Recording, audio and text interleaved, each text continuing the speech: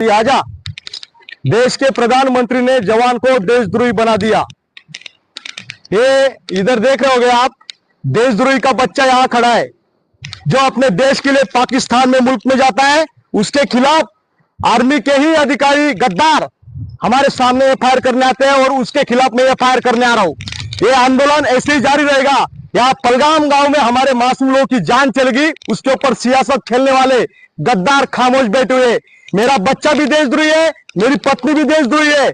अगर हमारा कलंक नहीं मिटा सकते तो इससे बड़ा गद्दार कोई हो ही नहीं सकता। ये कागला छोड़ो, ये पुलिस थाना में है, यूट्यूब बंद करने के लिए है, भारत सरकार ने भेज दिया। ये गद्दार को पत्र दे दे के थक गया हूं मैं।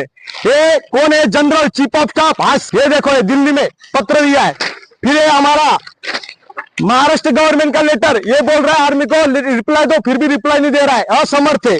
जवानों को इन्होंने देशद्रोह की थोड़ा छोड़ दिया है। 15 लाख जवानों का दर्द मिटा रहा हूं। और अभी army K he chief of staff की तरफ से हमारे जयशिव साहब को यहाँ भेज दिया। ये आंदोलन इधर ही जारी रहेगा जब तक जिस गद्दार ने मुझे फौज से निकाला गलत तरीके से, उसके खिलाफ एफआईआर नहीं करेगी पुलिस स्टेशन, तब तक मैं नहीं रुकूंगा। मेरा बच्चा भी नहीं जाएगा। नहीं तो भारत सरकार पाकिस्तान में भेज दे हमें। यहां ही नजर बंद बनाता है जवानों को। और छक्का है वो। इसको बोलना चाहता हूं, अपने कार्यकर्ताओं को भेज के, या तो इनसे काम नहीं हो रहा है तो पुलिस प्रशासन आपतदारी आ जाओ, इधर आ जाओ बेटा। ये गद्दार अभी एक आतिश सहित का फोटो लगाया मैंने, और कोई रोकता है तो रोक के दिखाए। हमें पाकिस्तान भेज दो सरकार। मेरा बच्चा पूछ रहा है मैं किसका धरती का हूं। पाकिस्तान से आने वाली सीमा इधर को देशभक्त बनेगा और अपनी ही दे। आ जाओ इधर। उसके खिलाफ एफआईआर नहीं किया, जिसने अधिकारी निकाला उसके खिलाफ एफआईआर नहीं करोगे तो चंदू चौहान बोलना चाहता है मेरे बच्चे को, मेरी फैमिली को पाकिस्तान की सरकार मदद करे। आजा, आजा बेटा, आजा इधर। तेरे को पुलिस थाना में जमा करेंगे, हम पूरे हो जाएंगे घर के। और मोदी ने तेरा ऐसे धंधा किया है। आजा, खरीदो।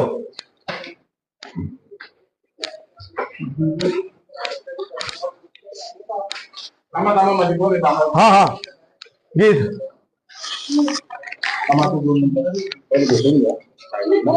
नाही बोलतोय ना मी।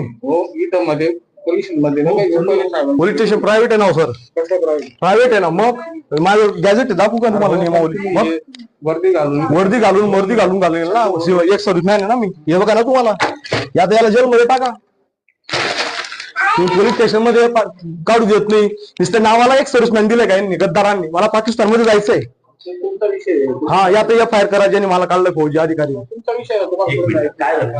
मला सर आले, मी तुमच्या जो रिक्वेस्ट आलो, मी माझ्या वेगळ्या कामासाठी आलो होतो। मला जे टर्मिनेशन केलंय मिलिटरीच्या अधिकाऱ्यांनी, ही टर्मिनेशनची ऑर्डर आहे। मी Chandu Chavan, inspector Patil, Mohadi police station, Dhule जिल्ह्यातल्या मोहाडी पोलीस स्टेशनचा ठाणे अंमलदार म्हणून आपल्याला सांगतो आहे। या ठिकाणी जी कमिटी आलेली आहे त्या कमिटीने आपल्या विरुद्ध एक ऍप्लिकेशन आणलेले, त्या ऍप्लिकेशनची आम्ही चौकशी करणार आणि योग्य ती जी कायदेशीर कारवाई असणार ती करणार। नक्कीच सर। परंतु मी आपल्याला पुन्हा सांगतो आहे चंदू चव्हाण साहेब, नाही काय, नाही सर, मी हे सांगतो आहे की कृपया करून वारंवार आपण पोलीस स्टेशनला आल्यानंतर लगेच ते हे सुरू करणं ऐकून आम्ही व्हिडिओ करू शकतो ना, तुम्हाला पूर्ण अधिकार आहे।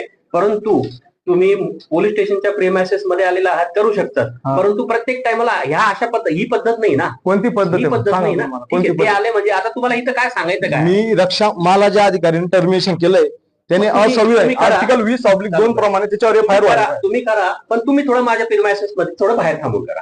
ते काय बाहेर थांबून मी तर करतो ना, मला सांगा तसं ते काय। हा, भरपूर तक्रारदार असतात, येणारे असतात, लोक असतात, तुम्ही बाहेर करून करा। माझी आपल्याला हे एक सर्व्हिसमॅनचा कागद आहे आणि मी तर आंदोलनाला बसणार जोपर्यंत एफआईआर होणार नाही तोपर्यंत। हाफिज सईद आणि पाकिस्तानचा नवाज शरीफ याच्यापाशी न्यायाची भीक मागतोय याचा बाप, एक सैनिक, युद्धबंदी सैनिक भीक मागतोय। हे गद्दार आर्मी चीफ ऑफ स्टाफ यांना पत्र देऊन बी शांत बसलेले, लाचार, खामोश, बेबस झालेले। म्हणून यांच्या समोर आता मी उपोषणाला बसतोय, अगरबत्ती लावून घालतोय आता। हे बघा, पत्नी बी आहे, मुलगा बी आहे। आम्ही देशद्रोही झालो आणि देश, ये बेटा इकडं, इकडे बेटा, इथे एक गद्दार चीफ ऑफ स्टाफ, आजा इधर, आजा।